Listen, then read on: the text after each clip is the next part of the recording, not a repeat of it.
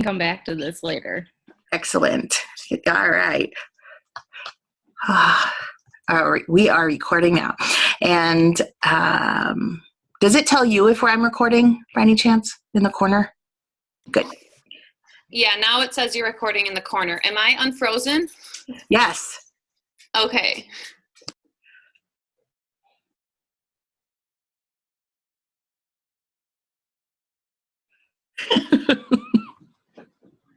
Okay, do you want me to go or do you want to talk about e-portfolios?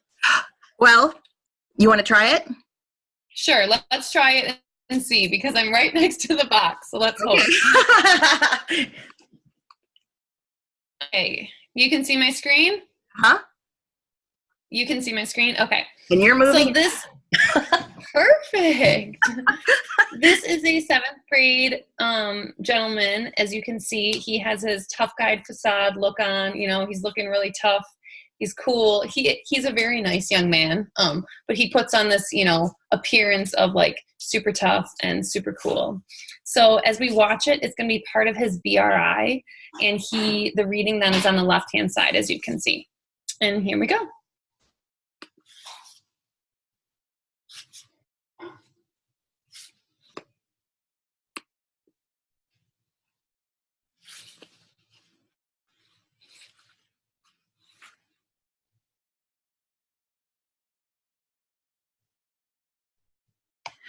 I don't think we can hear. Nobody else? Okay. Can you hear him? No, not at all. Oh. There's a couple places to look. That's on. Okay. Double check your computers. Like there's that separate computer volume where you can futz with it. Because my computer volume is up all the way. Let me try it this way.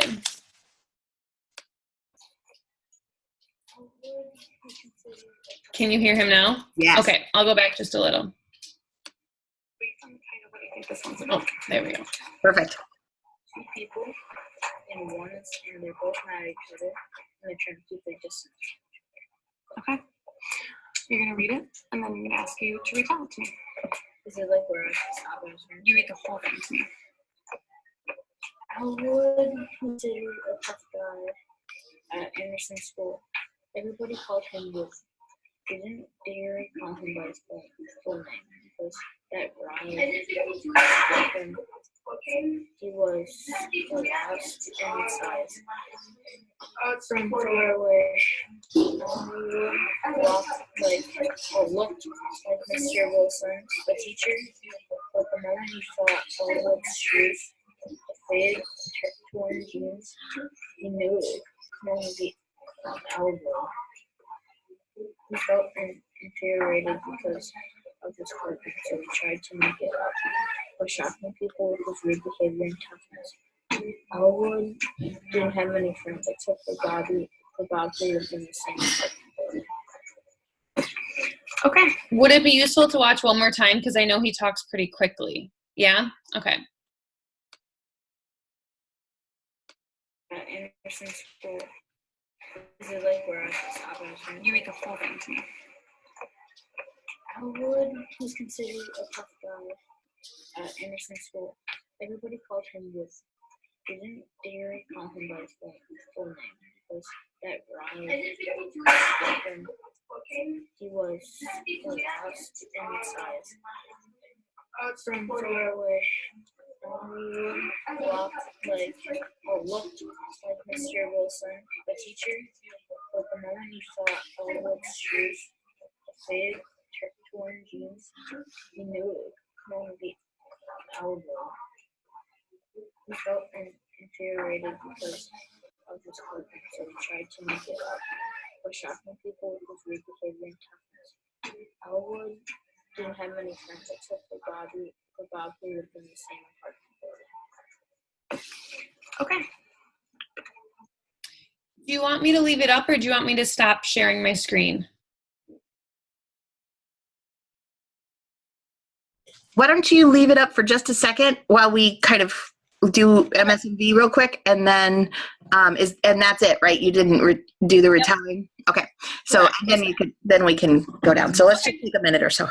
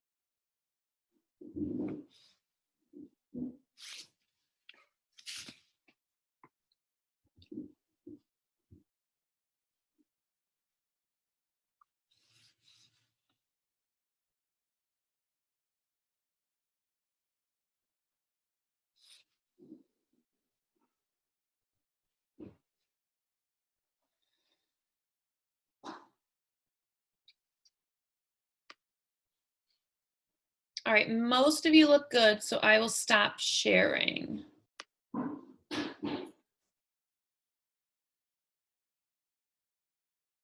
So can I ask one question? Did anybody hear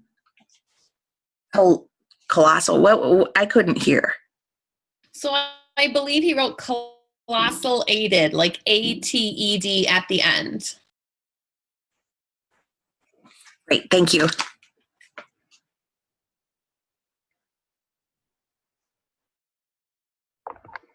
Did he also say infuriated instead of inferior? Did I hear Yes, that? he That added was a lot little of hard to hear ending. on my end. Yes, he added ATED. Okay. Both of the words. That is so Correct. Yes. You'll notice a pattern. Yes. very interesting. I swear, there's a new one.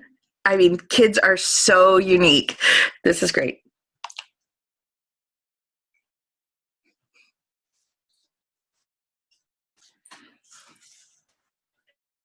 Okay, so what should we do? Shall we, do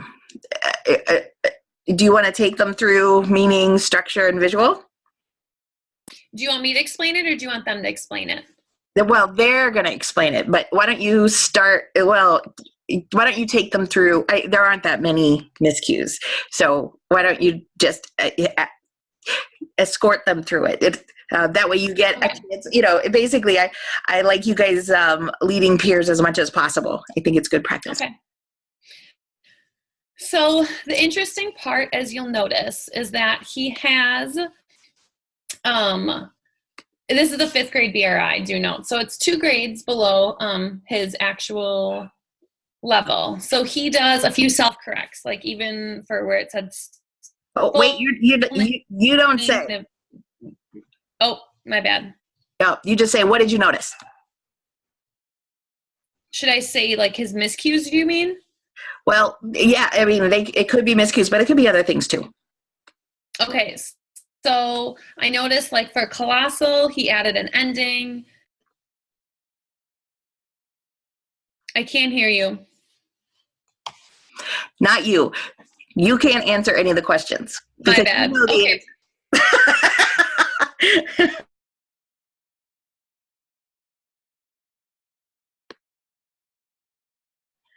So what did you guys notice? So did he say walked at one point? I couldn't catch at what word it was for, though. I don't know if Good somebody question. else did. Anybody? Lydia, you may have to answer this one again. Maybe I'm hearing things. I don't know. I don't think so. Okay. He did. He said it walked and then he said looked. That's So he corrected okay. himself. Yes, Yes. Okay. He did That's Self-corrected when he said walked. okay. So almost like he was assuming what the sentence was going to say instead of, reading the next word in it. Gotcha. And then he did say did not for didn't, but I don't know. I can't remember. Do we count that as an error or no? Yeah, it's an Yeah. it's an error. Technically, It's actually did not is not there, but didn't means did not. right. Now, obviously, I mean, this could be a translation. That's a really common translation that I do a lot myself. So you'd have to think about, especially, at the levels he's reading at, 5th grade, it's very possible. I had that infuriated for both structure and visual because it looked similar, but it also actually made sense. And making sense is actually meaning. So it makes sense. Oh, Right. well, I said it looked the same and it fit into the context. Right. And it fits the context both grammatically and meaning-wise, right? With all 3. Yeah. See, gets me every time. Even though, I mean, it's a little clumsy grammar wise, I think. I don't know. Help me out. Was it? I'm trying to, I remember thinking that when I saw the sentence, but I think it's comfortable enough that a 7th grader would be fine with it. I don't know. I'm going to go back to Lydia on this one. I Because think it was something like he felt inferior, but he said he felt infuriated. Yes, the sentence was he felt inferior because of his clothing. And he said he felt infuriated because of his clothing. So, yeah. infuriated actually isn't a word. So the meaning, interesting. So what are we going to do with that? I'm throwing it out there. Well, and also, I have a question. Did he, omit some linking verbs in some sentences? Or was that just hard? Did I just not hear some of it correctly? I feel like he might have, you know how he was reading, he read did not for didn't. He also seemed like, I don't have it up in front of me anymore, but instead of him saying something is like this, he said, I don't know, he read it's like this when it is, or something. It's like he almost swapped linking verbs or added additional words or something. But that also could just be I couldn't really hear well. Did he do that at all? I don't know. He had most linking verbs to my knowledge. He did have a few self-corrects, but he had most linking verbs there. He was kind of quiet though also, yes.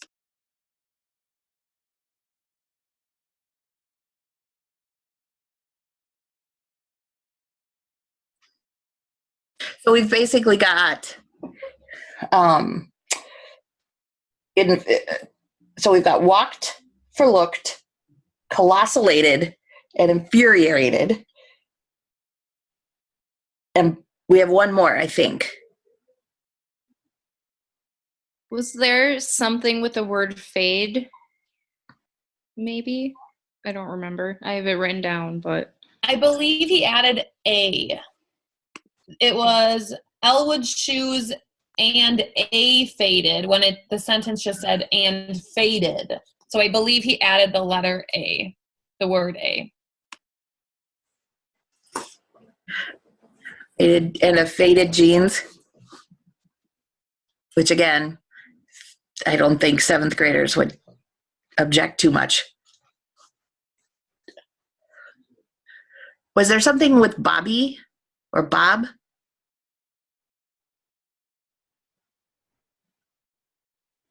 Did anybody else hear that? Oops, Lydia, you're out. Oh. I think it was just the looked. I think just for the looked, he correct. He self-corrected it. But initially he says Bobby and then just fixed it. So why don't we go through, guys? I want to say, which was the first one? Colossalated. Okay. Yes. So colossalated for colossal, you said, I heard it's all, wait, was it that one that we said it was all three? We didn't talk about it. We didn't talk about this one. So colossalated, it's a very creative word. What do you think? Meaning, structure, and visual wise. Shall we go through one at a time? What about meaning?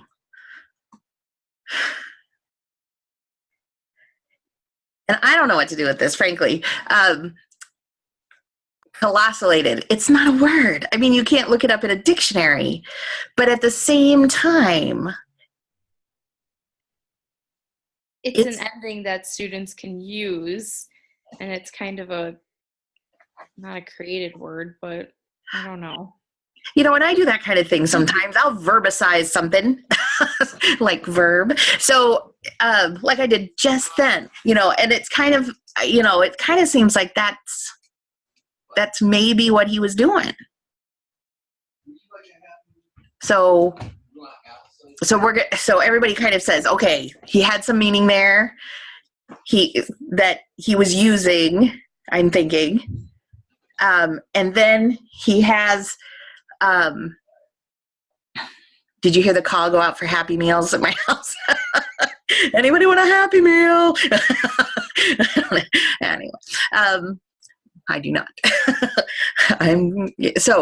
Okay. So Alyssa's game.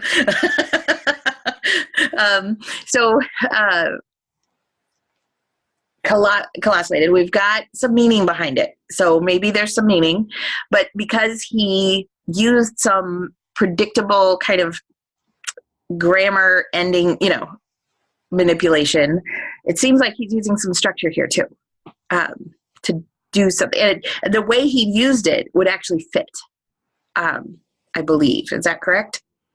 Structure-wise? Ish, given the peculiarities of the situation. What do you think? Raina? We're using 7th grade parameters. So, and I'm not talking about the teachers, I'm talking about the kids. And then, of course, there's a lot of visual similarities, right? So that's a pretty good error right there. What's the next one? When he self-corrected look and then infuriated. All right. So let's go to look, or walked for looked. Is that correct? Walked for looked.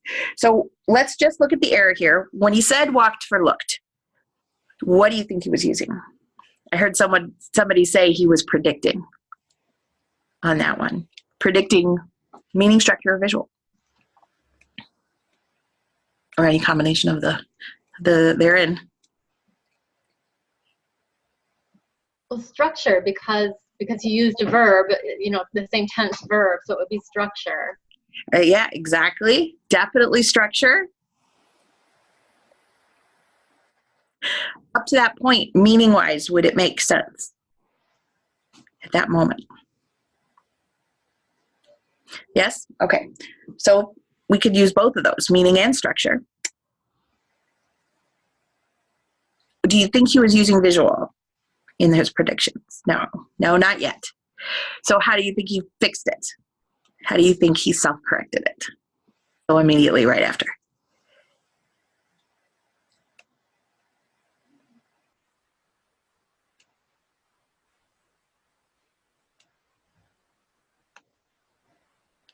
He didn't look at the word up to now.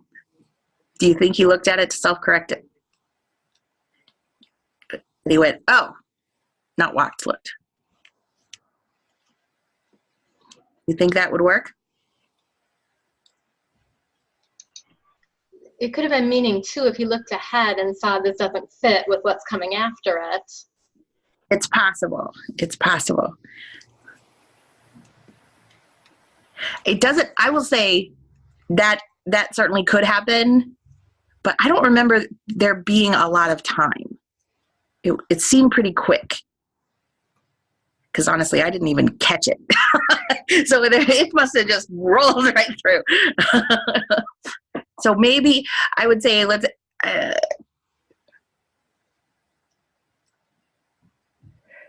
maybe not on this one because it was so fast.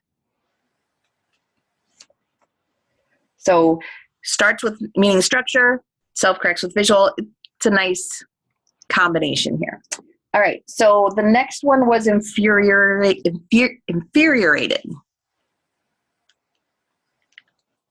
What are we going to do with this one? We talked about some meaning and structure, but that was before I knew that it was infuriated and not infuriated. Does that change anything for anyone?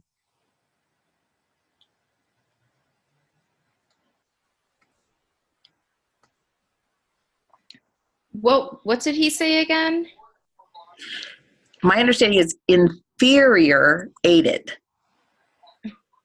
Okay. I know. I don't know where he's getting it from, but he's definitely looking at that word. He definitely knows the word. Yeah.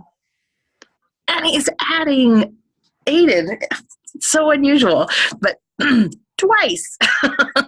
Colossalated. Alyssa? Would it not be meeting then anymore? Because now that doesn't make sense. Well, does it make sense? In this case, I want to at least. When I thought it was infuriated, it made sense to me. But now that it's infuriated, I guess I would have. Lydia, what was the sentence again? He felt inferior because of his clothing. Well, I guess it could be like the act of feeling inferior. You know what I mean? I was infuriated. It could be. I guess. Yeah, so I guess then it could still be all three. If there is a reason, a reason to put it in, I always err on the side of leaving it there because we are looking for patterns. So, okay. MSMV. Excuse me. Is the next one A faded? Yeah. So why would he put in A? A faded jeans and a faded jeans.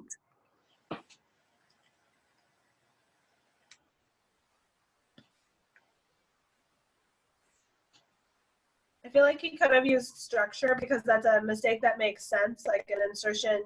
Maybe he was predicting like if it was a faded shirt that would have made sense, but then when he got to jeans, it didn't make sense. So he was trying to use structure. Mm-hmm. Right, and it's interesting.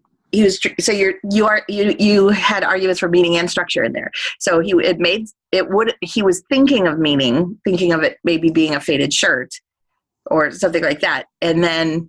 But he was, and it's interesting, it's okay that he wasn't monitoring for structure later to go back and fix it, although that is certainly what we want him to be doing. But he is still using structure to come up with that. And then meaning-wise, so that makes an argument that he was thinking about meaning when he added the structural element. Because it usually, A doesn't have a lot of meaning. It's kind of just a marker. There are languages that don't have A's and does. So we don't have to have them, but grammatically, we do. So it's a structural element, but used with a bit of meaning reasoning, and I hadn't thought about that. I like it. So I would put a small m. Because I have a question. Here. Yeah. He's using a lot of like his regular real talk when he's reading. Uh-huh. And then he's kind of going back when he self-corrects to decode. Like A faded, infuriated, isolated. I can hear that on a regular average team. So it just sounds like he's using a lot of his regular day-to-day talk, and then he's going back to the code. A lot of his structure relates to his comfort zone, his dialect, and that's how it interesting. Yeah. Yep. And I was thinking of the do not, but I think that was somebody else, right? The do not for don't, or was that this? It was somebody else. Okay. Right? Yes. Okay. All right. Bobby for Bob.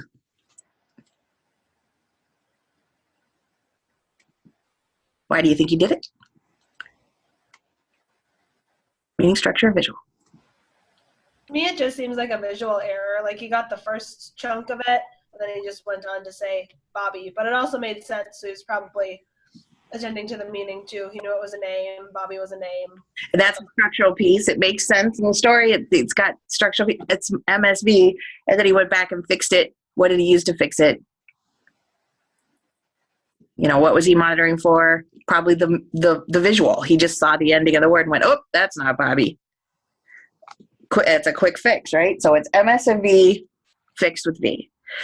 All right. So yeah, Tamika, I think you're onto something. We've got.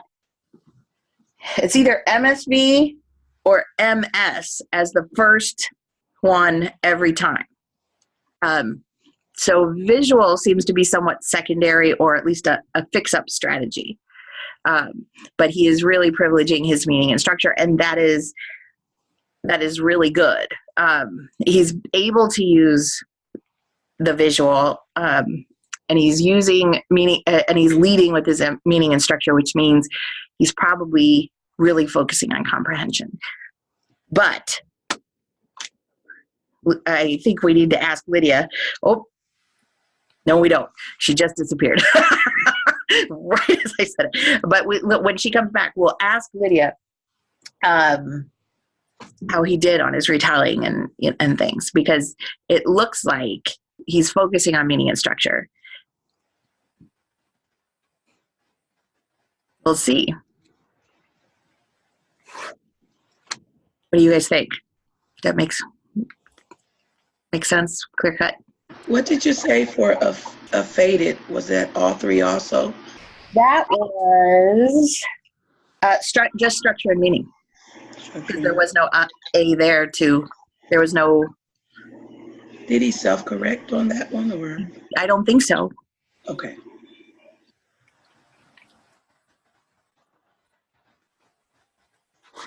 Correct me if I'm wrong, though. All right. Well, we will come back to Lydia when she returns. It's always on the day that you have to present that these things are going to happen, right? But we can always deal with it. Such is the life of the online class. So I've got the ePortfolio stuff here. So let me try this again. Here we are. All right.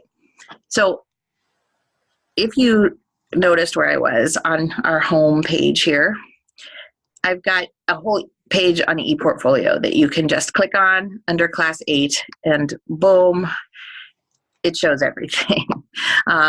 Hopefully everything that you're going to need, but if I've forgotten something, I'll add to it. So ePortfolio introduction, let me kind of give you a brief overview of what it is. Here we go. So the basic reading portfolio how-tos. So I'm going to start at the bottom, actually, rather than the top. So you may or may not know this, but during the term in which you intend to schedule your portfolio presentation, start following the following procedures. So make an appointment with your advisor, and that should also say Tyree. I thought I fixed that before I uploaded it, but it should also say, or Tyree Bolden, to make an appointment just to clear your paperwork, to make sure you've taken everything for the reading teacher license or the reading specialist, and you're ready to present. Well, everybody here would be reading teacher. You just don't want any surprises after the fact, right? And you could still probably present, but you may have some cleanup to do. Then you'd contact me to determine that term's presentation date. So every term, fall, spring, summer, we have a presentation date at the end of the term. And then we all gather, you can gather either on Zoom or actually on campus if you'd like. And we have snacks on campus. So that's just an advertisement. And then everybody listens to everybody's portfolios, and it's kind of a celebration of that process that you've gone through of becoming a reading teacher. So we see, I have to say, they made a blanket decision across all the certification programs in the university and said everybody has to have a portfolio. However, our program is pretty short, and all of you already have initial licensure. So this is not a portfolio where you're trying to prove that you deserve to be a teacher. You are. So it's a different kind of portfolio. This is a reflective portfolio. It's really about, you may have done your last portfolio as part of your initial licensure. Who are you now? How are you thinking of things as a reading teacher as opposed to a general teacher in whatever group you teach? So, okay, so that's generally what it is. And then after you pass your presentation and maybe the whiteboard if you haven't done that yet, then you apply for your license. And so how do you do it? Well, the basic structure it has to do with the reading proficiencies. And this is where I'm going to pause, put that down. How did I get 2 of those? See, oh man. All right. And then it has to do with the standards. So, or actually what the state calls proficiencies. So these are, there are 6 state proficiencies and a research standard, a research proficiency. So these are the 7 proficiencies about reading, and those are the ones you're going to use as your core, the core of your portfolio. There's also a kind of a self-reflective self-assessment of urban education and equity, as well as at the very bottom, something about interpersonal communication and routine use of technology. And so in an online course, that's probably pretty easy to do, but you will be self-reflecting on those, and then, but then really focusing on the 7 reading proficiencies here. And so for each proficiency, this is our rubric that we will actually be using in the in the portfolio presentations to evaluate them. And you'll have to get at least emerging to graduate, to get out of the program, to pass. If you get lax evidence as an average, you wouldn't be able to pass, to get through. But I'm just not worried about anybody. So no worries. This should not be something that stresses you out. We purposefully don't look at it as a hoop to jump through or or something that would discount the fact that you went through all of our classes and passed. If you did those things, we know that you've done quite a bit. We're looking for you to kind of bring all that together here at the end and introduce us to the new you.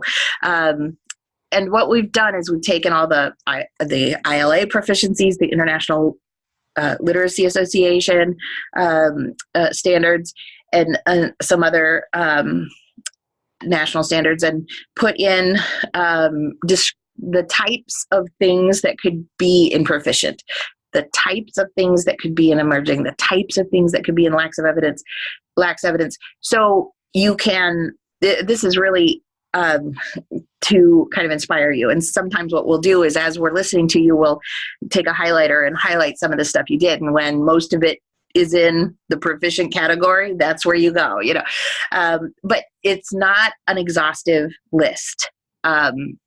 You can include things that aren't on this list, but these are the kinds of things we're looking for. So don't look at it as, oh, I got to talk about this. I got to talk about identifying, explaining, comparing, contrasting. No, not at all. Really, you're going to be looking at, what I like to say is, you're going to be looking at each one. And if somebody came to you, now that you're this big hotshot reading teacher in your building or district, and they said, boy, I need some help with my knowledge of developmental reading from early childhood to adolescence, what would be like the big 3 to 5 things that you would focus on? The most important things that you think you would need to convey about developmental reading. So at that point, and that's really kind of thinking in terms of in a classroom, with lots of people, what are the important things for in that standard number 1 would be for classrooms. Standard number 2 is assessment and instructional strategies of struggling readers. So that's a lot of this class and 747 and 748. So really looking closely at people who struggle with literacy, what are the important assessments and important instructional strategies that you would put forward. And in the next one, it's, I believe, language development.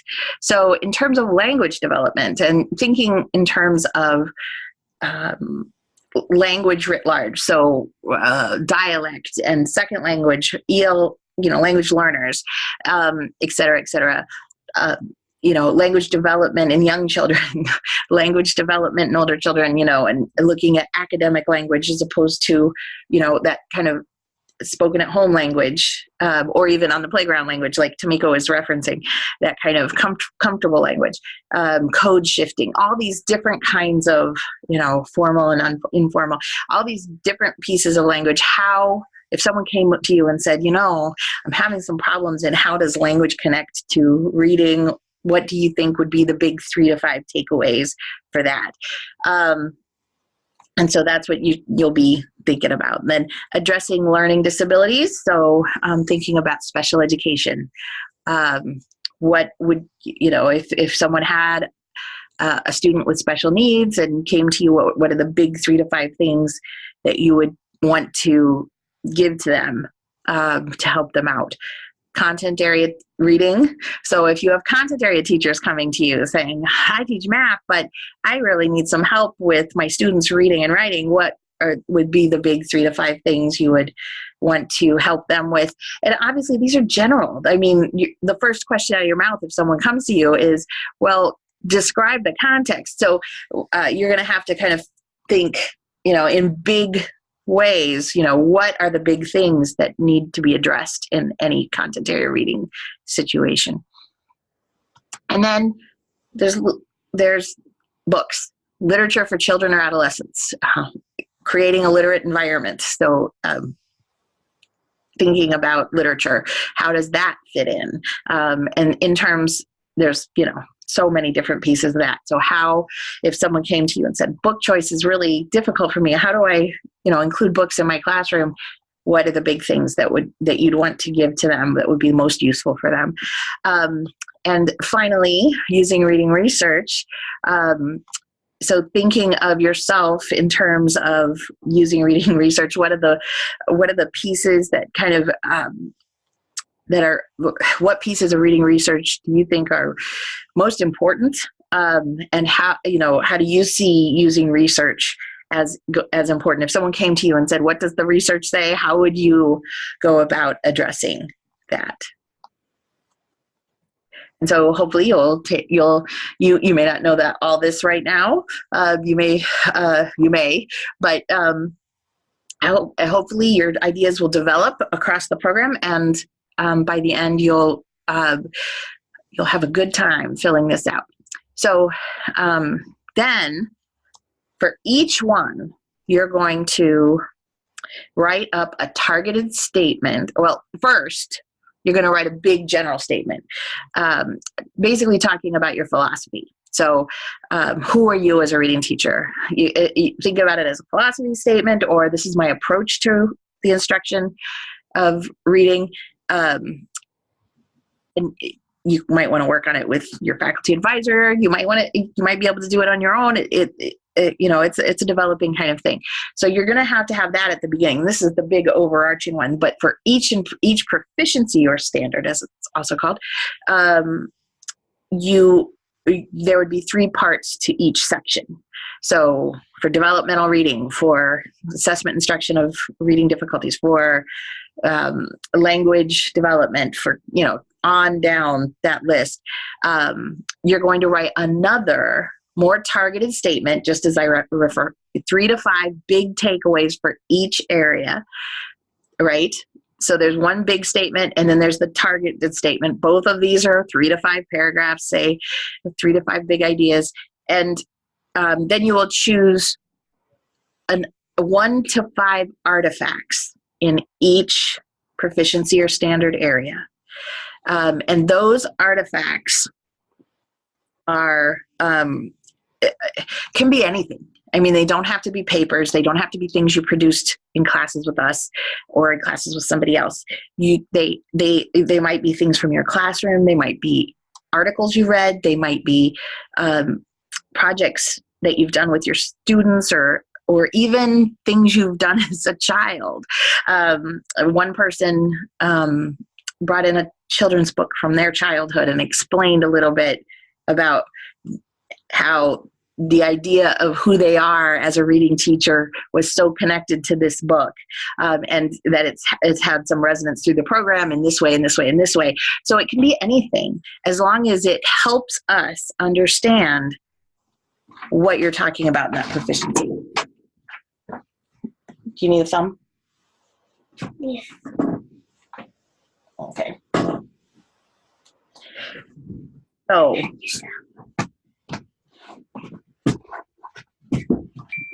3 to 5. So, okay. So 1 to 5 artifacts. And the idea here being, you don't want 20. That's just too long. But you also don't, you may not be able to finish it in just one. So if you're talking about balanced literacy, and you want to have a phonics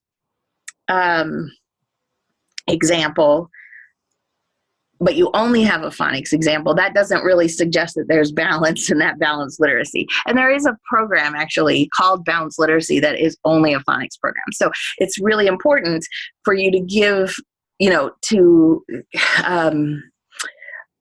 offer artifacts that give that allow you to illustrate kind of what you're talking about, and not just one side of it. So don't limit yourself, but be careful in what you choose as your artifact.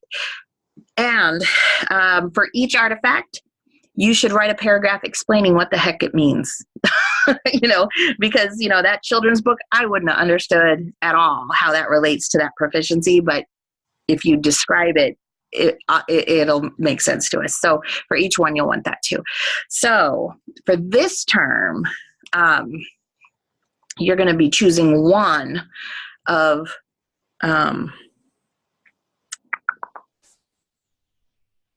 the rubric of the standards. Very likely, it's one that when you came in, I probably did a transcript evaluation for you and told you that you had courses that fulfilled some of the proficiencies already. And if that's the case, you can just go down this list. Like if you had the developmental reading, a lot of people took a developmental reading course in, say, like an elementary or an early childhood program. So you need to look at your the stuff related to classroom teaching, both in your initial licensure and you've developed along the way. So, if you have a few years out, you might not be stuck in in your initial licensure so much, but you might really want to talk about in a more full way about what you believe now, and illustrate with your classroom. So I think most people also have, I would say don't do number 2 because we're not until next term, because we're all going to do number 2 next term. But you can do language development. If you had a bilingual or an urban language course or any of those, you can address learning disabilities. You can, if you've taken content area reading, if you've taken a literature, and so on and so forth. So do something you've already gotten credit for, and get started on that. And the idea here is that you're going to present it to the rest of us, and it's informal, it doesn't have to be in the final form or anything, but to get it should have everything. It should have your basic 3 to 5 paragraph introduction. It should have your artifact or artifacts and a paragraph for each of those. So you're going, and basically the idea here is somewhat inspiration. So you'll present yours, you'll say, this is what I believe. And then you'll see other people's and you're like, oh, I should have mentioned that. Boy, that's important. Or, oh, that's a good way to illustrate it. I'm gonna use that. I that just gives me an idea, And so you're looking basically at each other's as a way to, this is just your first blush, and everybody who does it gets full credit. As long as you do it, you're good. But this is where you get to get inspiration from others. That makes sense? And probably the thing you're going to get called on the most is that a lot of people won't talk about, and I don't want to call it the research, but we're looking for references to your ideas. I'm going to use that balanced literacy example again, because there are programs and people who say balanced literacy is only phonics. When you say you're interested in something, I'd like to know where you got it, because people term things differently, and it just helps if you cite what you're talking about, because it just makes more sense. You're like, oh, you're talking about balanced literacy. Sure. Oh, you got it from Clay, or oh, you got it from Fountas and Pinnell, or oh, you've been using it in your school. So, whatever it is, you're using the LLI version, or the, whatever it is. So, or Houghton Mifflin, wherever you got it, just say what you're talking about. Are there any questions? I have a quick question. Mm-hmm. So each proficiency needs a 3 to 5 paragraph philosophy. Right. Right? Okay. Where that's just targeted, yeah. All right. But then we also need an overall 3 to 5 paragraph philosophy of like me, myself as a reading teacher. That's right. To kind of pull it all into one. Okay, so for our term, do you want the 3 to 5 philosophy as us as a reading teacher and the 3 to 5 paragraph of, okay. No, because I honestly don't think you could talk about the big. No, I don't think so either, so just clarifying. That should be the last thing you do. So, you're going to have to go through all of them, and then you're like, you know who I am? And it's so funny. At this point, you're not really ready to do it, but at the end, when you go through this, it's really fun. You learn so much about other people, and everybody takes this program. Everyone's going to take from it different things because of your context, your background, your needs for the future, and you're going to make different things out of it. So I think it's that those kind of differences that make the presentation so worthwhile. Other possibly unrelated question. Okay. Is this the same? Is this like, how does this relate to the master seminar?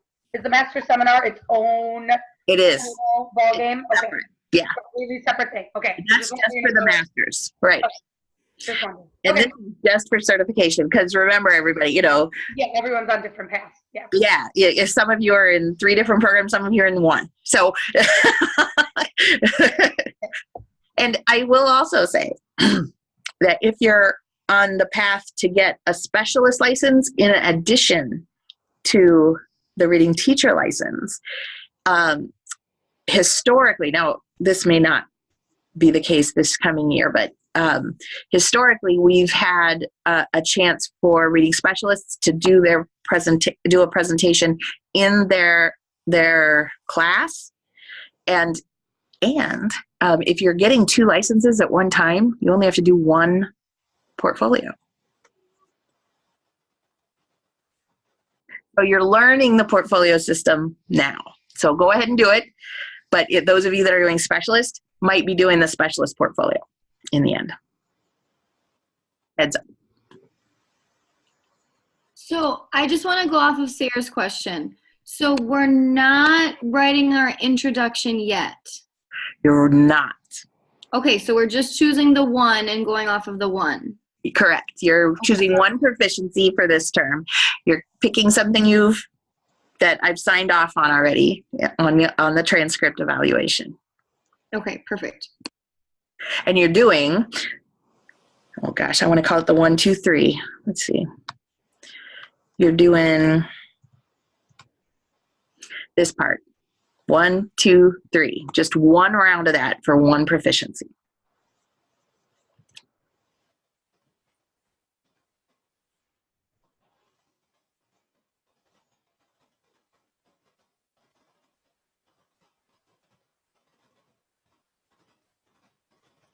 Right. see from the old clock on the wall that it's time for a break. And when we come back, I will talk to you. We can catch up with Lydia, hopefully, if she comes back. But also, I'd like to talk about how you do it in Canvas. So we'll add that technical piece after 5 minutes. So see you in 5.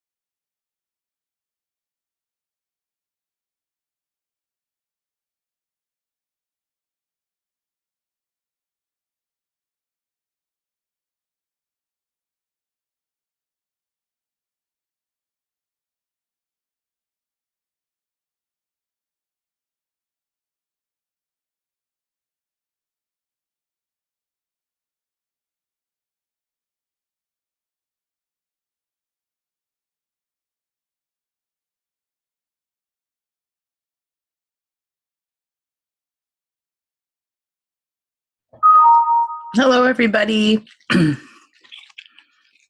Got a kitty here. He's licking because I have my noodle surprise here. He wants some. You're not getting any. All right. Hi, Erin. All right. Now, okay, so up to now, we've been talking about the e-portfolios. Excuse me. So now let's look at the technical side. How do you even do one? And don't let this be a huge hurdle. If you hear it today, you get all your questions answered, and then you're working on it late at night the night before or something, which I know will never happen to any of you, but just in case it does, and you're like, oh no, I can't get it to work. No worries. You can just do a Word document or a PowerPoint or something, and that is just fine for this first. This is kind of your dry run. I'd like you to try to put it up on there because you're going to find out what the problems are, and that'll be a good exercise, but I won't grade you down or anything. Remember, everybody gets full credit for trying. Okay, so here you are at your home page, and again, the ePortfolio thing right there that says how to use ePortfolios in Canvas. You're going to find the ePortfolio tab, because there actually is one, under the Account tab to the left. So you look here at Account, and it's in here. You see how, go down to here, ePortfolio. Yay. And that brings you to the ePortfolio piece. You can see this one. I don't know if I've got this cover. You may not see that. Create an ePortfolio. So we'll make an ePortfolio. You can call it My Portfolio. That's what I did the first time. And I'll say My Portfolio 2. And you can make it public or not, but just make your ePortfolio, and this will explain a little bit. You can read all that. You're welcome. And you can organize sections. It's got, so you can add sections, and so you can add as many sections as you need. So I recommend a section for each proficiency and one for the beginning, and you can organize them. So let's add a section. Section name, proficiency. All right, add section. So now you've got a home and a proficiency. So I'm done editing, and you can see how that locks those on the side. So I've got a home. Here's my welcome page comments, and here's my proficiency page. New page comments. So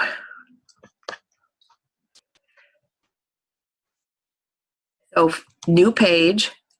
Oh wait, this is your page. If you want to edit this page, you can say developmental literacy or something.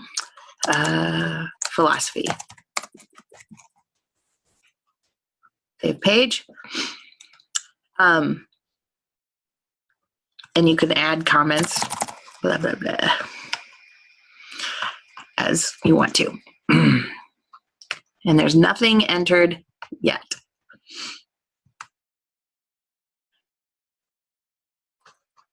Wait, hold on.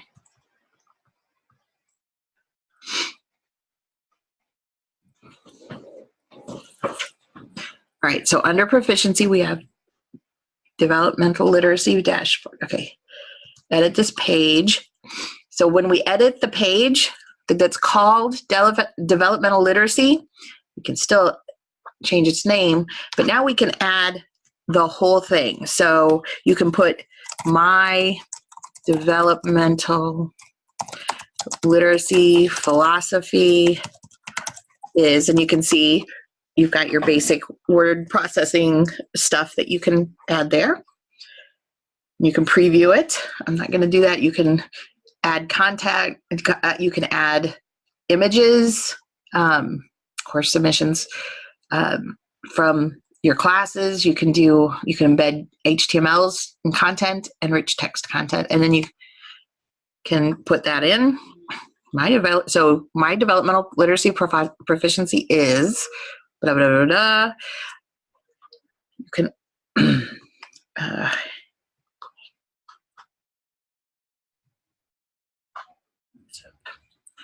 right now, so you've got home, proficiency, organized sections, ePortfolio settings. So you could update it and make it public. So you can put everything you need in here in the portfolio. But then I'm just going to go back. Welcome to your portfolio. Even farther. Where is it? Getting started.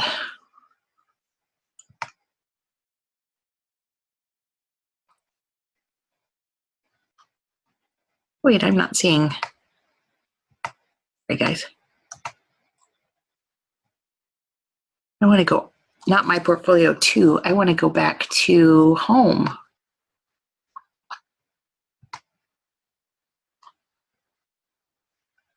Oh, here it is, the dashboard, portfolio dashboard, sorry. Oh no, that's not it.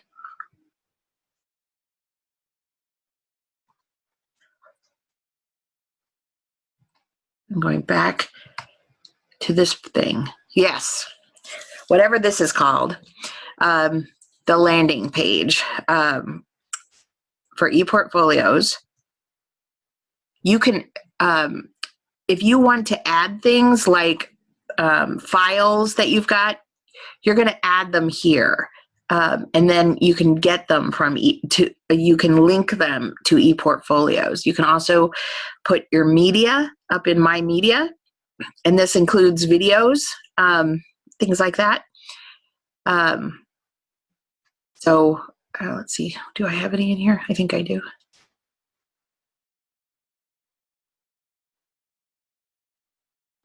It's taking its own sweet time.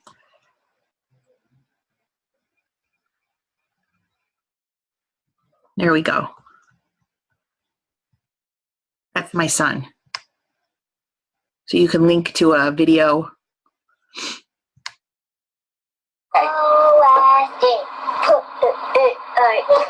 Okay. So say it. So say it. What do you hear in there? Dinosaurs. Ah, I love that. Anyway, okay, so that's fun. So I could link that up to my ePortfolio. Let's see how to do that. Let's see if I can do it. This is my challenge for myself here. So go to, say, proficiency section, edit this page, image or file. Let's see if I can do this.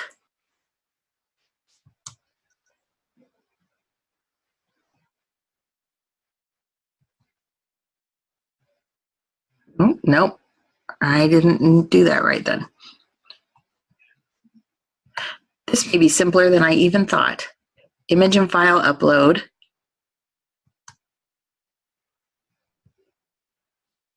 So then you select the files. So this is where you put your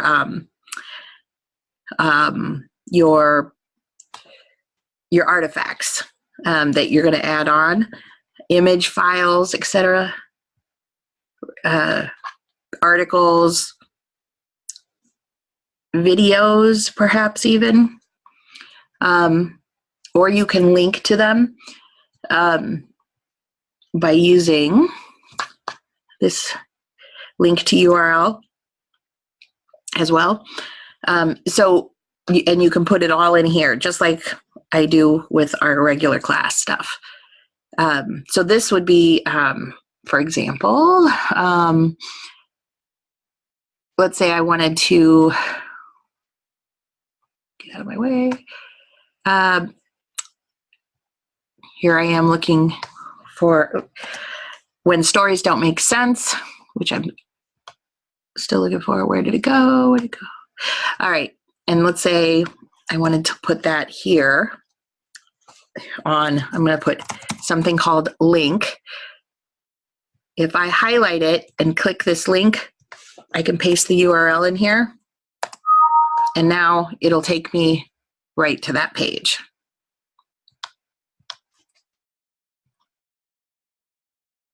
And it'll open there.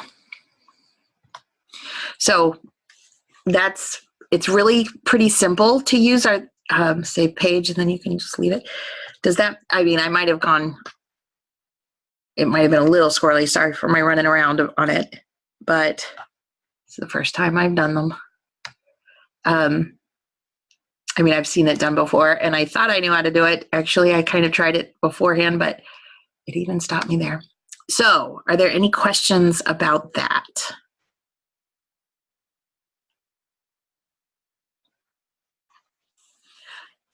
You guys will probably be better at it than I am because you're younger and probably more adept at the tech thing. All right. Let me know if you have any questions.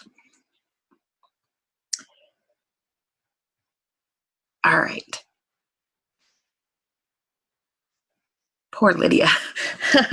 So since she's not here, let's go on to the next part of our class, which is the readings that,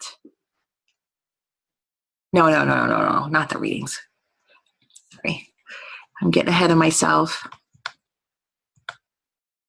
The writing and roaming. So was anybody, just real quick, was anybody able to do a lesson yet?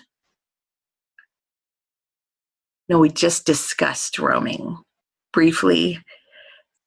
And you guys were working on your assessment project, so I can't imagine you did. But just in case, I thought, has anybody tried it? No. Good. I caught you just in time. So some of you will be doing it very soon. And the biggest question I get is, oh my gosh, you know, I feel okay looking at reading, but what do I do for writing? Especially, I think, people who teach adolescents. So I'm just going to go through and look at some of this. Writing in roaming. And the big thing I think you need, the goals of writing in roaming are to use and explore strategies the student already knows. You want to name them, make them more solid, those strategies, and to support transfer to other aspects of literacy. So if they're doing it in reading, if they're doing it orally or in isolation, do it in connected text, to help transfer it there or something. But, you're going to just keep using the language, helping them be more flexible with it, making it solid so that they have a really solid groundwork with it and they're able to transfer it. Then writing, let's start with the little ones. So looking at VV, MSV, a lot of writing has to do with visual because certainly it's writing letters and sounds are often connected. So there's a lot of V to it, but it's very important that the writing section includes actual connected text. This part right here, the interactive writing, because without that, it's just a bunch of isolated activities and the students won't really understand how to connect it to real reading and writing. So you want that link there. And so there's lots of ways you can get there. Now, I'm going to be using some lingo, and I will say that I've included in our homework today for next week some an introduction. I call them centers to concepts and terms. And the concepts and terms include things like this first one, onset and rhyme. Some of you know what that is. Some of you don't. R-I-M-E is spelled correctly. It's related to rhymes, but are H-Y-M-Es. But so basically, you'll dive into that a little bit more with my centers and determine the terms and the concepts. Excuse me there. I will give you a very cursory look at them here. So one of the things you can do with at the beginning of the writing event would be to look at either before or after writing. Sometimes if it just works out, you could do it during. But something called making and breaking. And what we're looking for is familiar chunks that the student can use in one word that link to another. Pardon me, I'm pulling out my big fishing thing.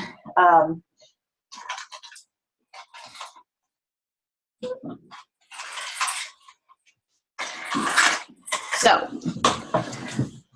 let's look at an example of onset and rhyme, and it'll make more sense. While I change my video here.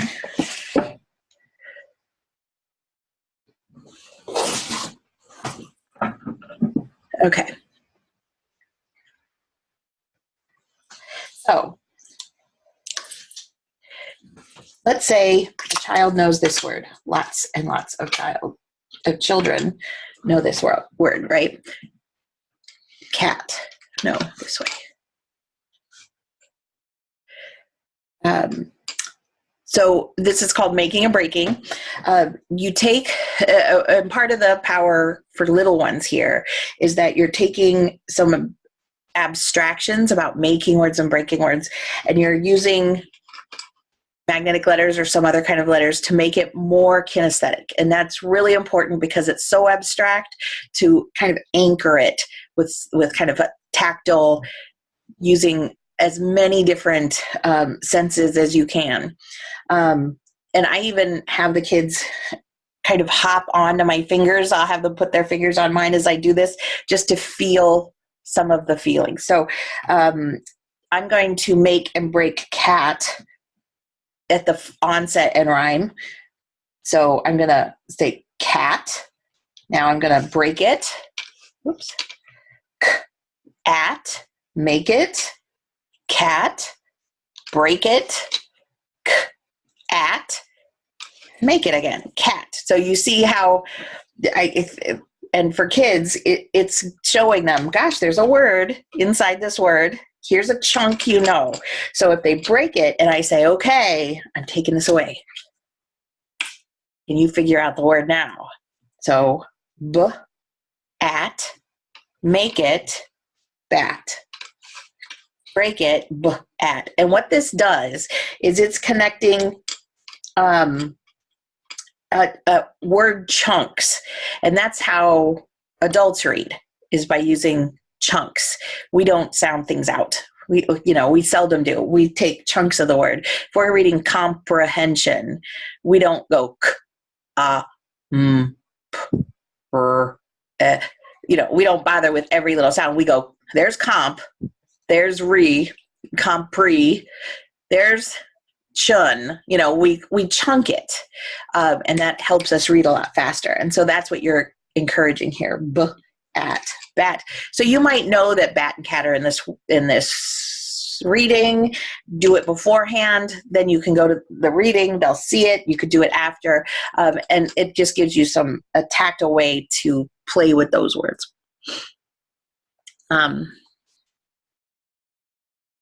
then, all right, now I'm going to switch it up a little bit, go back to sharing. Not my kid. Here we go. So then let's look at sounding out, though, because sounding out every letter is an important piece of writing. So if you're working on just hearing the sounds in words, you're going to have to, and hearing all the sounds. If you've got a student that's only hearing one sound in words, this might be pretty challenging, but if you're working on hearing all the sounds, this is where you're going to want to go. I like to use rubber bands. It seems a little silly, but to like pull the word apart, you know, bat, and to help them slow down and kind of, again, anything tactile to pull the word apart, they can pull with their hands and get a sense of what they should be doing. Then there's Elkonin boxes. Elkonin boxes, I've got a really long, there's 16 ways, there could be 16 parts of this. How many of you, quickly, let me stop share, have done Elkonin boxes? Several people, certainly people that work with the young ones. So Elkonin boxes are really important and helpful. And I'll show you here. What I recommend you do actually is if you've got it on the Brady Bunch setting, go up to the right hand corner and switch to speaker view and click on me. And it'll show you my my little workspace here. So let's say you have a target word, hopefully one that that's in a sentence for the kid. And I should say, you wouldn't want to do this on just general words. You want this to be embedded in a sentence, maybe that you guys are writing.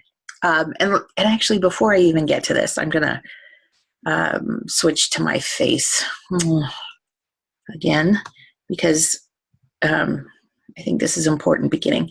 So, okay, let's say you're writing, and let's say you go, you guys that have young students, you're going to go to the writing situation somehow. They come to your table or something, and you're like, hi, how are you? How are you doing? What's your day like and everything? That's a good time to solidify what you're going to write about. So if they say, oh, I'm good, and you could, inquire a little bit. So how was the bus? You didn't like the bus, I noticed, or something, or, oh, those look like new shoes, and, whatever your conversation goes to. If you hear a nice sentence, you can say, you know what, how about we use that for your writing? And so you can even do it like right before the writing section, just because you want to get meaning and structure that is the child's. You want the meaning to be meaningful to the child, and, the best kind of, that'll help you get buy-in, and it'll also support the students giving their best work. So you'll want to get the sentence, and then the child is going to write as much of this sentence as possible. Now that might mean that the student that you guys are, like for Alyssa's kids, they're just figuring out how to write, right? So they might write the first letter of each word, and Alyssa writes the rest. That's called a shared pen, or an interactive writing, where you're both, engaging in that writing, because the student might not be able to. If you have a 4-year-old, you might even be just hoping to get one letter and having them do the picture, and then you're writing under it. And that's more of a shared writing experience. But there's a lot of ways, but what you should be focusing on is getting the student to do as much of the writing work as possible. So the meaning should definitely come from the student no matter what. The structure, the language structure, even if it's the word ain't, you're going to be writing the word ain't, but you're going to write it like it would appear in a book. And that's the key here. What we're doing in the writing section on roaming is writing to learn how to read, not writing to become a good writer. There are lots of classes for becoming a better writer, and if you are interested in that, we are lucky enough to have the writing project here on campus. They have a summer class, and it's just phenomenal. And they've also got grants to help you afford those, so you can apply for it in the spring and take it in the summer. It's a great opportunity. That's where I'm sending you if you want to do writing. But for the reading part, we're going to be using the writing to support better reading. So that's why when you get done, the writing should look like, or as close to as you can get, like it could be in a book. So it should be not the grammar. The grammar can be anything, but the grammar needs to match, for these young ones, match their oral language so that they can start seeing that link between the oral and the text. That the stuff they say ends up on on the page using letters, and that it has meaning outside of that page. It connects with real and important ideas for them. So that connection between their oral language, even if it's not standard English, and what's on that page needs to be exact. You can't mess with standard English there. And that's part of why kids, very often teachers don't do that. They'll correct the English, and then, or if you have a student that has a different language as their first language and you're functioning in English, it will put them at a disadvantage because it's harder for them to see that link between the spoken and the written and make that connection in a really strong kind of engaged way. They do it. It just takes longer and it's harder. So, I mean, there's only, I guess there's something like 120 languages spoken in MPS. It's just, you're not going to be fluent in every one of them. You're going to have to do it at some point. But the more you can use the students, oral language, even if it's, not perfect English, or even if it's kind of, they're still learning English, it's better that, at least it matches what they're expecting on there. So very, very important. And then you're going to write it down word for word. So how do you think it's spelled? And you wait for the students to spell it, much like dictation. So, you're just dictation or hearing sounds and words. They're writing it. And you're writing their sentence. I recommend, by the way, that you write down the sentence before, because you'll forget it. I forget it all the time, and the student will forget it because when you get focused on the words. And some of the sentences are pretty, short at first, especially for beginners. But more advanced readers can do more stuff. They can write quicker. They can get more than one sentence down. And so it's just what you can do in that 10 minutes that is appropriate for that student. So anyway, you're writing. Let me go back to, let's say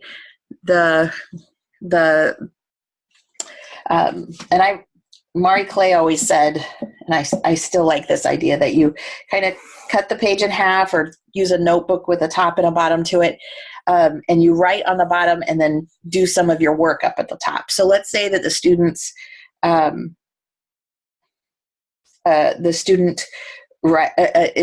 sentences, I had new shoes. So student writes I, and you want to say, oh, this is lovely. I love that you knew how to spell I. What's special about the word I, or what's special about the beginning of a sentence? And if the students might say, oh, it's capitalized, or this is an opportunity for you to talk about, well, they're always capitalized. Do you know how to write a capital I? And then you can, if the student says yes, you want to get them to do the work, right? So they fix it, however they fix it. If they can't fix it, of course you'll step in and do that, but you want to get them to do as much of it as possible. And then what comes next? Oh, it's wait, what goes in between words? Oh, I don't know. Well, there's a space. You can use a figure space. This is just this great opportunity to talk about kind of how words are used in books, where the letters go, how the spaces divide words. And so for, Alyssa, I'm imagining you're going to be doing a lot of this conversation. For Sarah, and I think she's probably going to have, she's going to be able to shorthand a lot of this. She may have to remind things more. So anyway, the student says, okay, now here's my finger space, I guess, and I'm going to write the word had. Had. That's a good, had is actually a good word to use in Elkonin boxes. And you choose words in Elkonin boxes because they have predictable letter sound relationships, predictable spellings for the student. So had is a good one. It doesn't have any misleading things. You notice I didn't say have because the silent E is a little off, but I could even work with that because I can add a little silent E on the end, and that's okay. But you don't want to choose a word like bought, like I bought new shoes. Bought, even though the kid might be able to put the B at the front, the OUGHT is not a predictable sound letter relationship. So that's not where you want to go then. That's a sight word. We'll talk about those later. But so then you want, so we had, right? So you ask the student, how many sounds in had? And they go, had 1 or 2. If they say add 3, you don't need Elkonin boxes. That means they were able to break the words apart in sequence. They figured it out, no problem. But if they don't know the number or they don't know the sequence, you have to write it. And then you make a box for each piece. Now, Elkonin, and here I am looking for pennies. Hold on. Elkonin used pennies in the boxes. But you can also use chips. Looks like that's what I'm using today.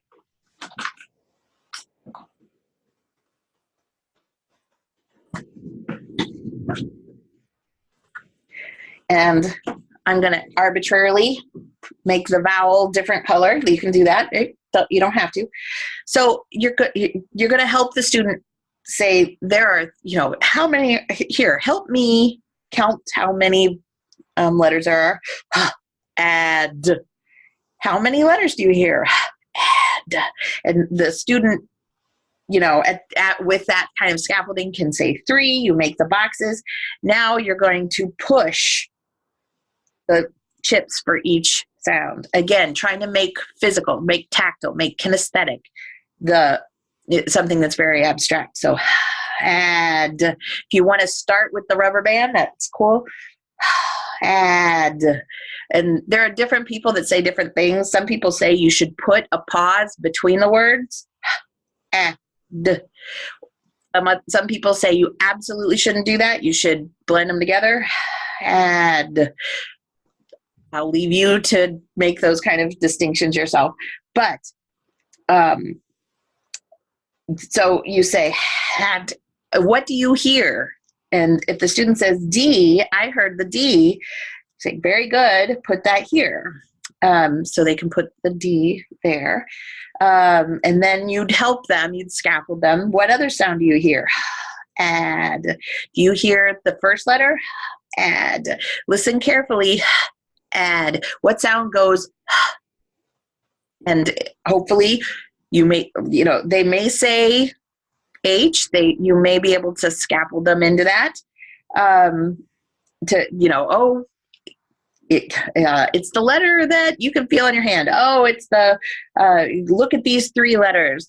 It's good to use a chart, to have a chart handy if you're not in a classroom that has it up on the top of stuff. You've got all these wonderful letters. You could say it's one of these 3 letters. Is it giraffe, hat, or igloo? I wouldn't give them all 26, but you could, limit those, limit them if you think it's going to be difficult. So then H and you can use a vowel sheet much like that and get to add, and then have the student. Oh, I'm getting ahead of myself. And then you blend it back together, because at this point, after belaboring the sounds, the student's like, do we have all the sounds? Yes. All right. They've forgotten the word. Heck, I've forgotten the word. So that now you blend it together. Had. And I like to use the kind of roll the, or at least drag the chip. Had, add, had. A friend of mine used to put windows in the middle just to make, it seems so silly, but it's the idea of kind of the boxes are broken and now it's time to pull it together. Anything you can do to help them understand the very abstract concepts about blending it together. So then they hopefully put it in, had the sentence. If they can. If they can't, you will help. I had new. Now they might be able to give the first sound, new, and maybe they say new. But new might be a sight word, because it's not a predictable spelling. It's called a diphthong. And so, or sometimes it depends, new. Some people call it a digraph. It depends on your dialect. With my dialect, it's a diphthong. So new, you might have them write it 3 times and saying the letter, because with sight words and high frequency words, you want the spelling. N-E-W, new. And always bring it back to the full word. N-E-W, new. N-E-W, new. You can do all sorts of things. Write it in the 4 corners, write it big, write it small, write it with glitter pens, watercolors, whatever. Just to write it over and over, because this has to be memorized. I had new shoes. Now, shoes, let's say your 10 minutes is up at this point.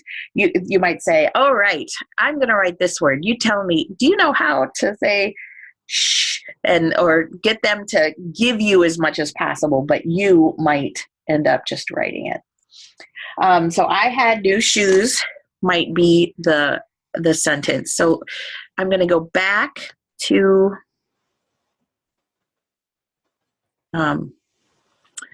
right. I'm getting confused about my technology. Where am I? All right. So I'm going to go back. So here's all the ridiculous number of ways you can do things with Elkonin boxes. But we've talked about making and breaking. We've talked about rubber bands and Elkonin boxes. We've talked about the interactive writing and shared pen, the kind of putting it all together during writing. We've talked a little bit about frequency words, about making sure that, they're fast and fluent, and sight words as well. I mean, those are, I will say, frequency words have a lot to do with, high frequency words have to do with words that you see a lot, and sight words have to do with words you need to know by sight. So they overlap significantly. But we didn't talk about analogies. yet. And analogies you can use in reading and writing. Analogies have to do with, going back to my thing, have a little bit to do with onsets and rhymes and things like that. So if you know, like, for example, can you make bike? That's an analogy. So if you know this word, can you know this word? So if you're reading, I had a new bike, and the student was having trouble with bike, you might just write on hey, wait, you know this word, like. Will that help you with that word? And it can help them. So using analogies, oops, not for shoes though, analogies like this can be useful. There's just lots of ways to do this. Then the cut up sentence, I'll do really quickly here. I really like this activity for these new guys, for these very beginning people. You cut out their sentence. I usually write up my own, but because I wrote this, I'm going to use my own writing so I can save a little paper.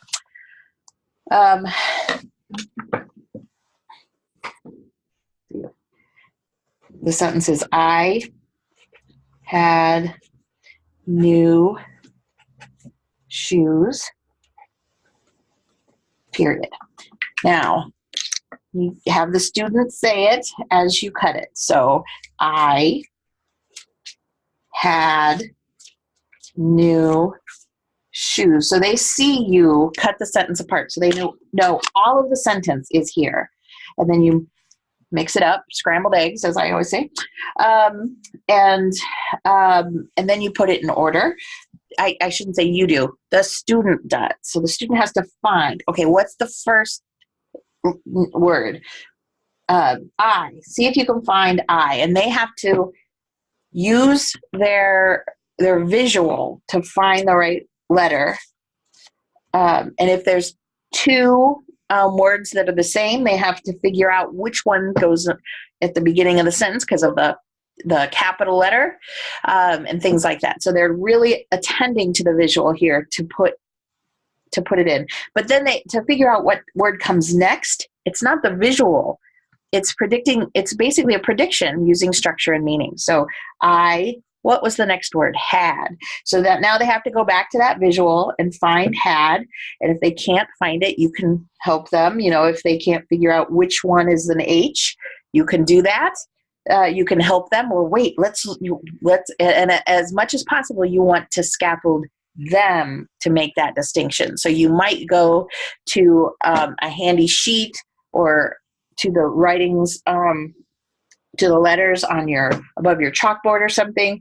Which one N, or which one is an H, and see if if the student can figure it out. Always trying to get them to do as much of the work as possible. So I had new. Which one's new? This one. Shoes. Yay.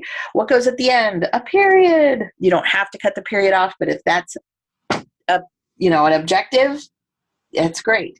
And then you can have them, you can do that a couple of times, see if they can get fast and solid with it, and then have them close their eyes or look away, and you can take a word out. And they have to figure out what word is missing. So they have to read it. I had shoes. Well, that still is a sentence, but what is it missing?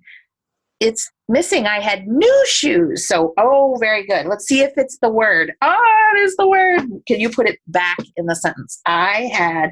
They have to problem solve all this. So you see there's a lot of back and forth between meaning and structure and visual here. And that's why the cut up sentence is so powerful for those very, very beginning students who are still grappling with all those.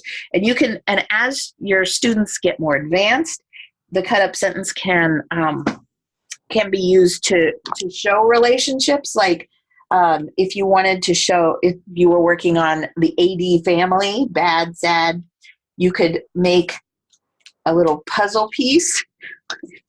Do this. I don't know if I'm going to do this well or not. That they have to put together to make the word. You can also do compound words with that, or suffixes and prefixes and any kind of affix. So you can talk about a lot of visual pieces here, using the cut up sentence. It can kind of grow with your student through maybe second grade levels. All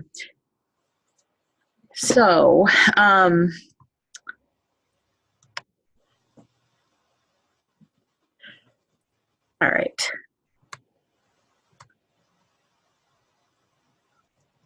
All right. So let's look back at our handy thing here.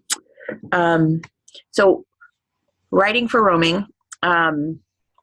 So you know, using analogies, interactive writing, cut up sentence, frequency words, sight words, those, we've talked about all of these now. So I hope you have a sense of the kinds of things you can do with emergent and beginning readers, and how that has to link up to the to the reading. So the idea here, especially at the emergent and beginning stages, is really to slow down the reading process, because the writing does that, and it gives you this chance to really talk about every little piece, which is why I think the visual is so prominent in it, but you always want it to be connected to meaning and structure. So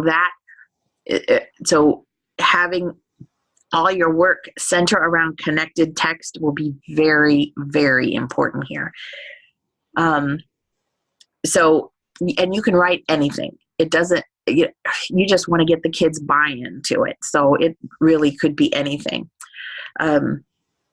It doesn't have to be related to any content at all. It doesn't even have to be related to the books they read. However, you could put their sentences into a book. You could have them decorate the book. You could even make it somehow connected, so they can bring it home with them later. It could be a diary of tutoring sentences or something like this for them to take home. There's a lot of ways you can play with this. Are there any questions about beginning and emergent writing during roaming? I have a general question. Okie dokie. I'm putting you guys back in the regular view so I can see you all again. So, like that list of all of those, the list you just showed us, is that what we're choosing from for our lessons? Is that what that is? You don't have to choose from them, but it's just, if you don't know what to do, that's a good place to start. Okay. They're recommendations, they're activities you may know already, which is kind of why I kind of went through pretty quickly. I wanted to emphasize, though, it's the thought process behind it. What you're trying to do is connect to that to the reading, and it's writing for reading. Okay, perfect. Great. Sarah? I have two things. I was just sharing a helpful suggestion. My L. Conan boxes, I printed them on white paper and laminated them in different shapes and sizes you may need, and then it just adds that extra little thrill, because I love working with whiteboard markers. So then they get to use Expo markers as they fill in their stuff and they can erase, and then they last forever, and you don't need to constantly keep drawing L. Conan boxes. Second question is, do you have a lesson plan format that you want us to follow when we submit our lesson plan? Can you? Yes. Is that somewhere in Canvas that I just haven't looked at yet? Yes. Did I talk about that already? Not that I know of. Oh boy. Okay. You went through it last week.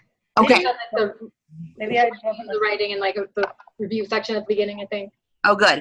Thank goodness, because I thought I was losing my mind. Okay, so I was like, wow, did I miss that? But here, let me show you. Whoops. What am I doing? All right.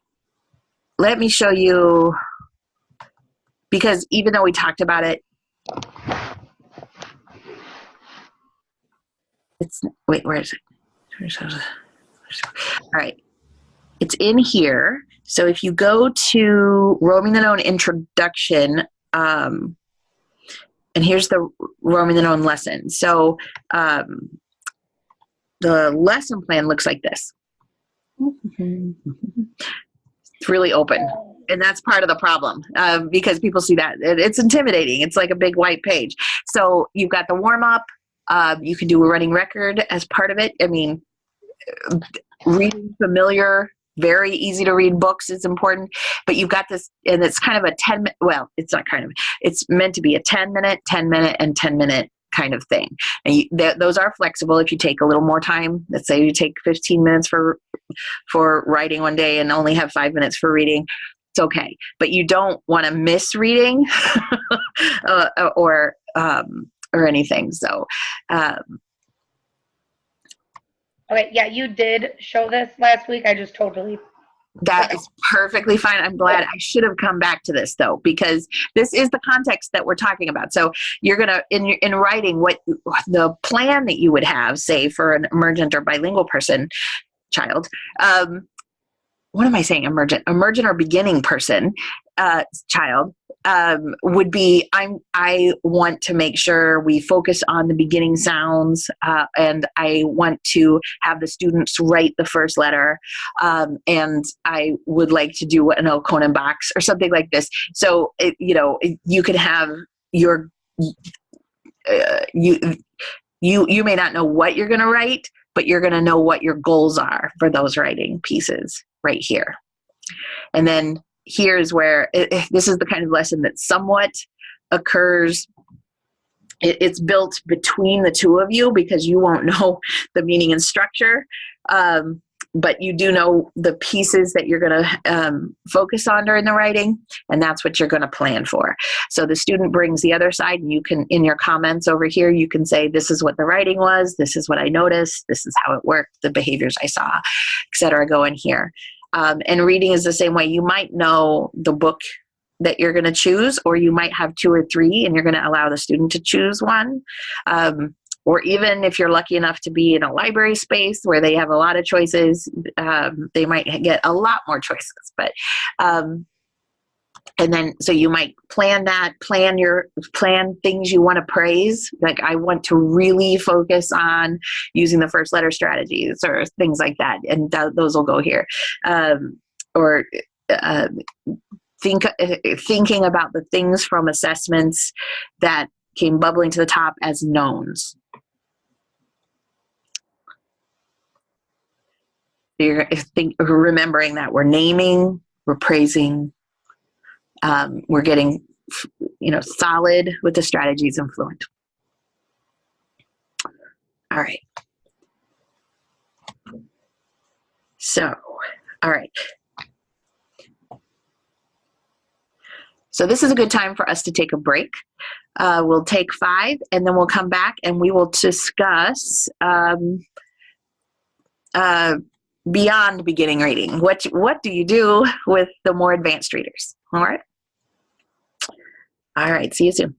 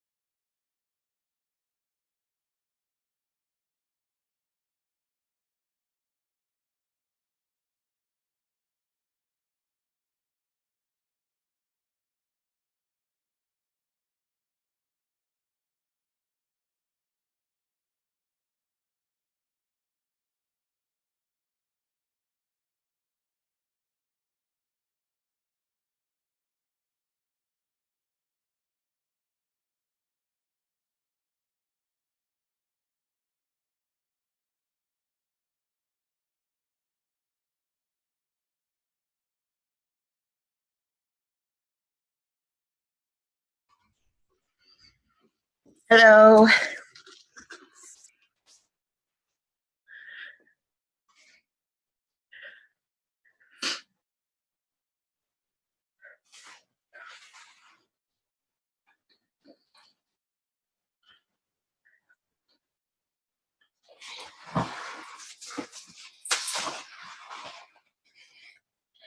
Welcome back.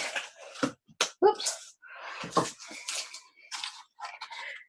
So we're going to start talking now about older kids writing. So obviously you're not going to focus so much on the hows. They usually know a little bit about how to make letters, so you do less of the actual writing, but you're still scaffolding. The whole purpose here is to draw attention to the pieces in reading that they're missing. So you're looking at your assessments,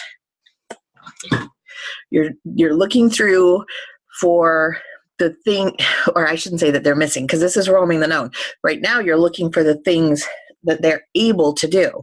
So if they're, fairly good at using meaning, you may use meaning in, you may kind of focus on the meaning in nonfiction and fiction texts or something like that. And here, let me show you a little list that might come in handy. That's not it.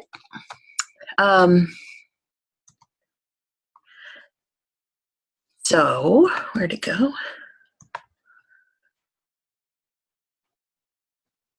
Not that?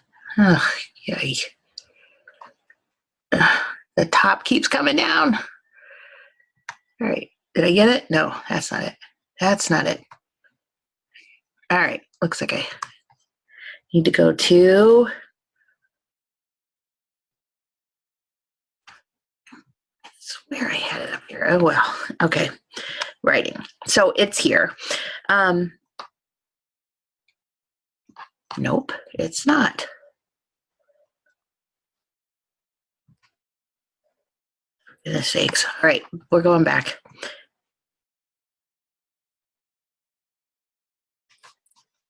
To writing in roaming. All right, here we are. Whew. So, writing for more advanced readers. Again, you've got the same goals. So you're going to want to name what the student is doing, praising it, saying that it's important for being a good reader, that they're doing, these are things that they need to keep. Too often, I think, many say that when we focus too much on what they're not using, they kind of don't value the things that they are doing well now.